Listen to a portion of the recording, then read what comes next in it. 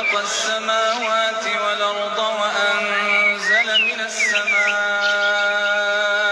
ماء فأخرج به من الثمرات رزقا لكم الله الذي خلق السماوات والأرض وأنزل من السماء ماء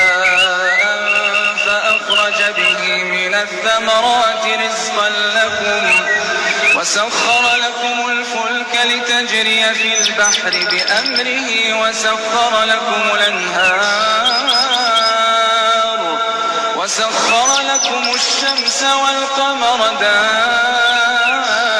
دائبين وسخر لكم الليل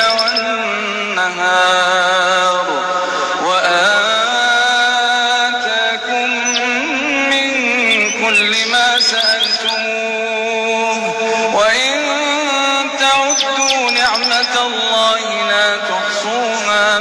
إن الإنسان لظلوم كفار وإذ قال إبراهيم رب اجعل هذا البلد آمنا واجنبني وبني أن نعبد الأصنام رب إنهن أضللن كثيرا من الناس فمن تبعني فإنه مني ومن عصاني فإنك غفور رحيم ربنا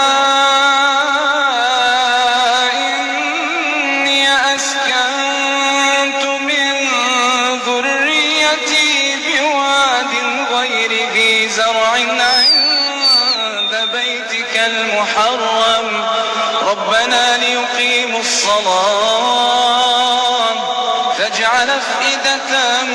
من الناس تهوي إليهم وارزقهم من الثمرات لعلهم يشكرون ربنا إنك تعلم ما نخفي وما نعلم وما يخفى على الله من شيء